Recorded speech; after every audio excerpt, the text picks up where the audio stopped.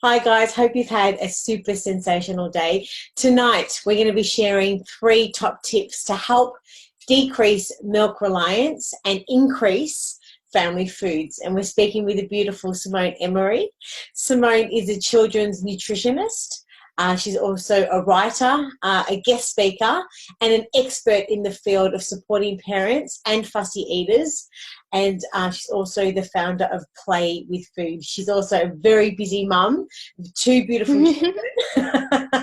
And we know that for sure. And she works clinically part-time with extreme fussy eaters. How are you doing, Simone? Hi, I'm really good. Thanks, Rachel. How are you going?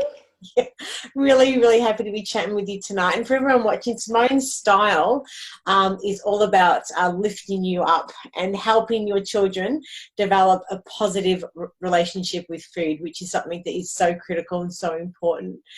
So we published your article titled How to Gently Decrease Milk Reliance and Increase Family Foods. For someone who hasn't maybe read the article yet, we've definitely got a link in the introduction to this chat tonight. But if they haven't read it yet, can you just give us a quick overview and we'll get stuck into the 3 key questions, if I can get my words out. No, absolutely. So in the article, I spell out a little bit about the sort of scenarios that play out with milk and what that can kind of lead to down the track when it becomes a very ingrained part of a child's sustenance and nutrition, because it's not only something that the child is accustomed to, but the parents will also be accustomed to having milk as part of the day. And as they get older, the milk doesn't need to be there in that way as much anymore. We want to see increase of the variety of foods that we're eating to make up our dietary repertoire. So it's really hard when a child refuses a lot of foods and we do have milk as that backup strategy. And so the article really goes through how to broach the milk issue if you want to decrease how much your child's relying on it and how much your family subsequently relies on it around that routine, and how to do it gently and make sure that we can also foster a way for the children to increase the foods that they eat as well, because going cold turkey on the milk Yeah. issue, it's really confronting, it's very disruptive, and even though we may know that the amount of milk they're drinking is over the recommendations, it's still a really hard thing for parents to then take away when they know that that is kind of something that's sort of helping them at this point in time. Yeah. So I've got a little excerpt before we get to the key questions. I just wanted to read out a little bit from the article because I think it's really insightful. Evening routines with young children often include having milk just before going to bed or first thing in the morning. And sometimes we have milk as a comforting after lunch drink to signal winding down for a nap with younger children. Milk, therefore, is a large part of their daily sustenance. And when children are food fussy, it is a comfort to parents too to know they're having the calories in their day. But this is, I found really interesting, with TV advertising promoting formulas for ages well beyond the recommended dependency on milk, it's easy to see how milk reliance starts to impact an appetite and habit within the family food dynamic. So it's really, really interesting, and that sort of just supports everything that you were just saying. Look, why don't we maybe get sort of stuck straight into the 3 key questions. I think everything else sort of leads on from those. So The first question we've got is, what is the recommended daily intake for dairy for toddlers in Australia? So for toddlers, we're looking at the equivalent of 500 milligrams of calcium a day, and you can get that from the equivalent of 375 mils of cow's milk. So the best thing to do is look at the calcium in the serves of what you're giving the children. So that's the same as saying a cup of cow's milk and a slice of cheese effectively over the whole day.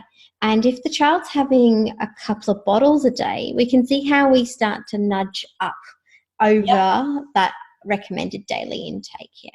And this is really interesting. I think it's an awesome tip. You say you mentioned to look at a food diary, to look at sources of calcium they're having throughout the day, and to keep tabs on that. So, but you say not to obviously to do it in front of the children, but this is more for Yeah, not in front of the children that are like feeling pressured or anything, but in a way to make you kind of, before you go and drastically change routines and things like that, it's good to have a bit of a sense check and go, okay, well, how much are they actually having? You might be giving them the bottle, but they might not be drinking all of it, or, you know, have a look at what's actually being consumed, because it's really good to marry up with what you're actually having happen with those guidelines. Yeah. And as you say in the article, it's a good idea to see what sort of habits that you have or the children have, and actually what you need to tweak.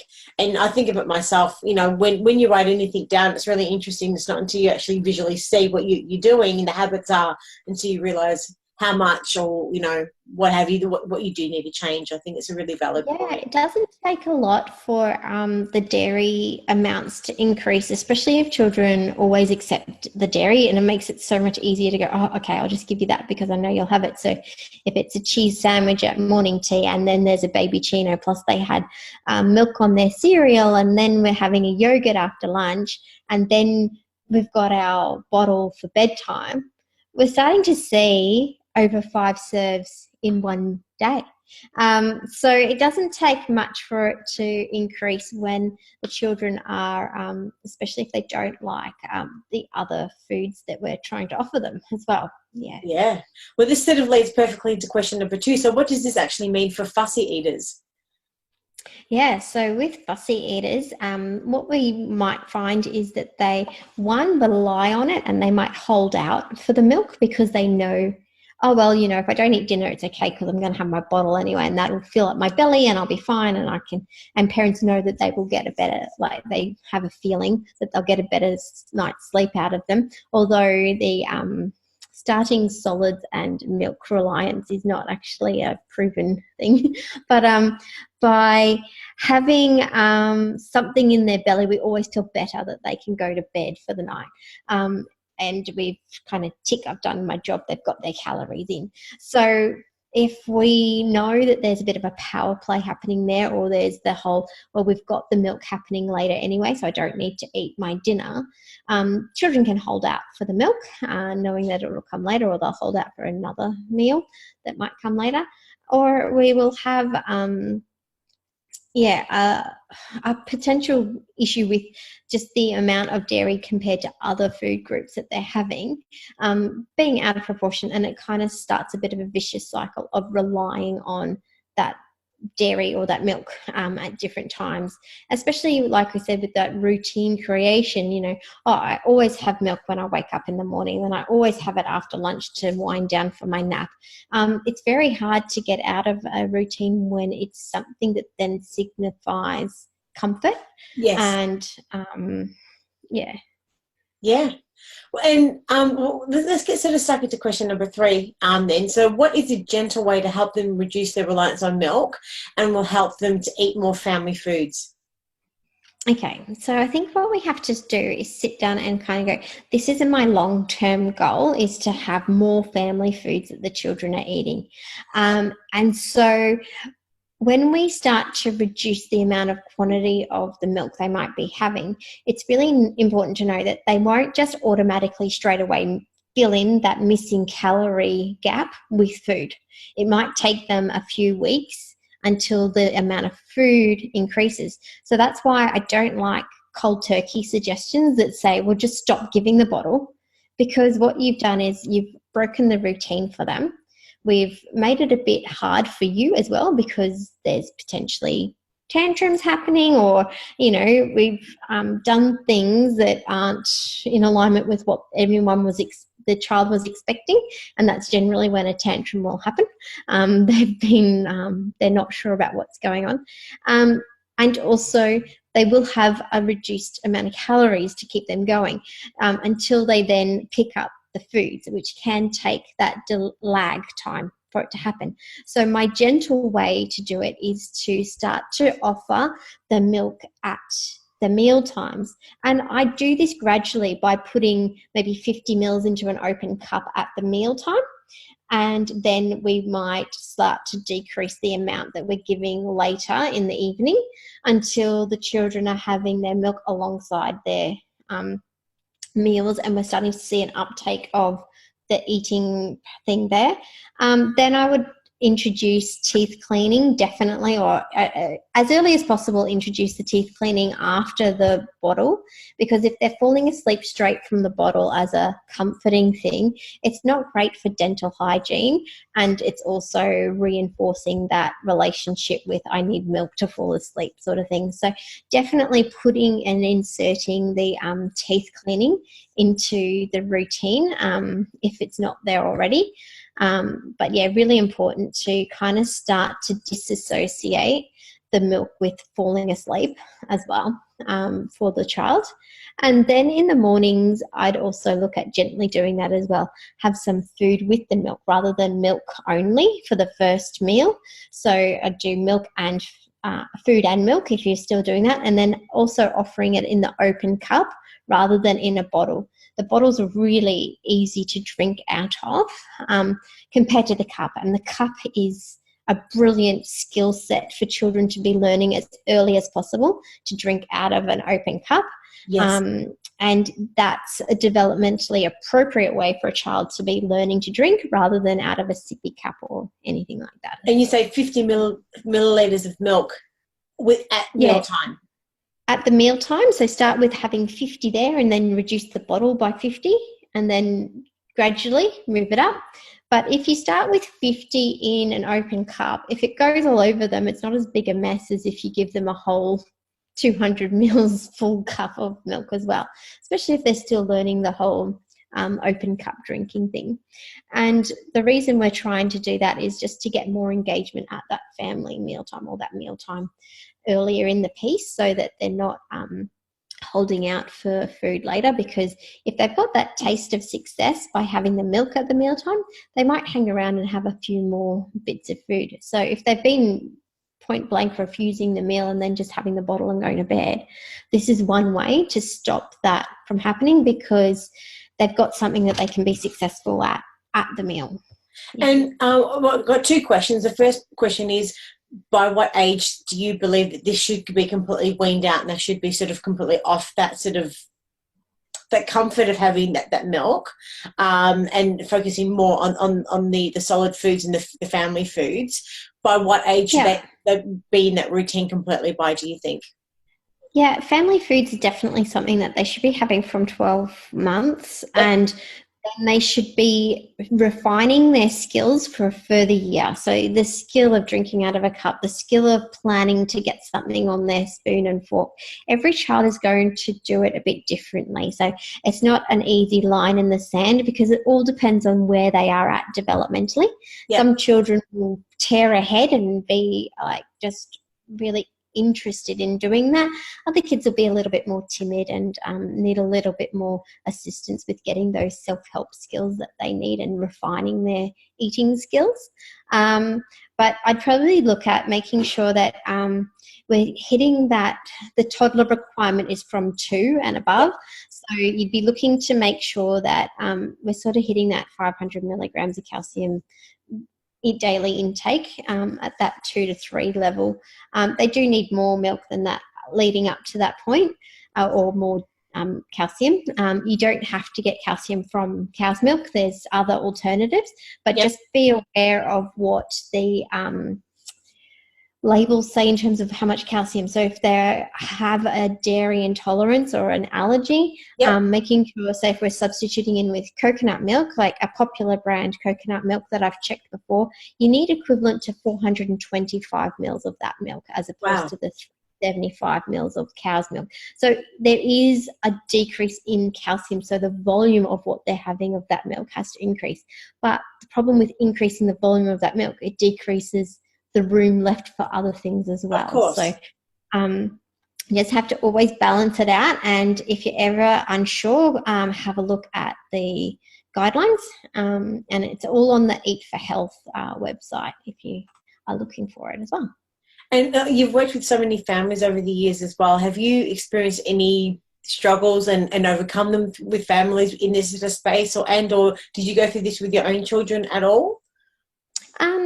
With my kids, I didn't introduce the bottle after we finished breastfeeding. I went straight to an open cup. Yep. So that we wouldn't have too much of a reliance issue later on, knowing the skills I wanted them to foster, and my fortunate situation where I could breastfeed for that year and a bit. So everybody has a different story around that, and I suppose that was one of mine, because I knew that could be a hard hurdle to follow, to get over with that bottle. I didn't really have the bottles there as much. I had them as backups for if I expressed or was doing other things, but it didn't become a ritual for us. And I suppose I was just wary of not turning it into a ritual. And they would have their open cup, and really they had about maybe 70 mils of milk in their open cup, and I never really went more than that.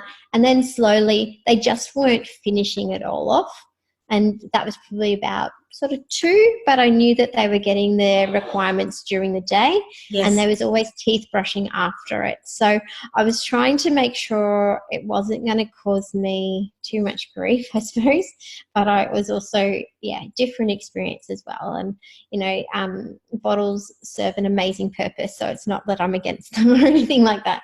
Yeah. So, and it definitely worked for your children then, sort of going straight from the breast to the open cup then? Yeah, because they were old enough to hold it, and I was really keen on building that skill of sensing that weight in the cup and being able to tip it, and because that helps with so many cognitive things and fine motor things and other skills as well, that just holding the bottle up doesn't do for them as well. So developmentally, there are so many advantages to doing that open cup drinking. If you're not keen on them doing it with watered milk yet, do it with water as much as possible, so that if you're at home, rather than going for the sippy cup or the other bottles, open cups at home, because if water goes on the floor, it's not a big deal. There's a cloth sort of thing. Trying to get your head around, okay, open cups at home, but something leak-proof when you go out and about for convenience is also important, I suppose, yeah. And have you experienced any challenges with the families that you work with in this space at all, with regards to, I guess, this transition? Definitely milk reliance and prolonged use of the bottle, because it does start to impact on how they're, if they're only drinking out of a bottle, they don't learn some of those skills with the open cups. So which then makes it harder from the oral motor stuff that we need to have kids refining their skills on being able to bite into foods, pull away from it, hold things up to their mouth, all the things that we take for granted as adults that we plan about our eating. They have to learn all those little steps of planning, how much to tilt their wrists, how much to, how to feel how heavy something is. All those little inputs that they learn, they have to learn, if I go too far, it will go all over my face. And they have to learn all that. So I suppose when I see children that have had reasons for not getting those skill refinement in earlier, it's a harder job for them to refine skills the older they get, because they're learning other habits instead. Yeah. 100%. Well, you've given us some incredible insights tonight. If families have got any more questions with regards to this and or would like to work with you, whereabouts can they find you? I'm online, playwithfood.com.au is my website. Yep. And you'll find me on Facebook too, and that's Play with Food Australia. Yeah. And just before we head off, tell us a little bit about your book that you just released also. Oh, okay. So the book that I've got on giveaway for Kiddipedia is all about afternoon tea, which I know we call it afternoon tea in Australia. It doesn't translate overseas. They call it like snack and other words. So I've got to work on that, because afternoon tea is seen as something quite dainty and proper. But I talk about afternoon tea being a really important part of our meal planning because it's very underrated. We tend to go with something convenient, easy, we're in a rush, it's busy, but it's potentially when the kids are going to be most ready to learn about a new food. So I'm giving you lots of strategies about how to make afternoon teas easy, but yet incorporate a little bit more mindfulness around what we can get out of that mealtime opportunity, because sometimes dinner, it's just too late. If that's our one opportunity for veggies for the day and they're past it, you know, we'll hold out for the milk. We'll do something else. And we feel like we've kind of not gotten there for the day.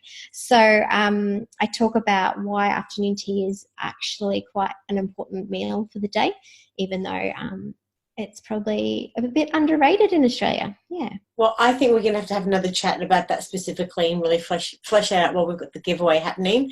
Thanks so much for your time tonight, Simone. As always, it's an absolute pleasure chatting with you. And everybody else, we've got a link to Simone's article in the introduction to this interview tonight. And by all means, reach out to her, as she mentioned before, at her website, and we'll have all of those links available through the Kittypedia website also. Thanks so much, Simone, and we'll speak to you again really, really soon. Give my love to the kids. Thank you, Rach. Bye. Bye.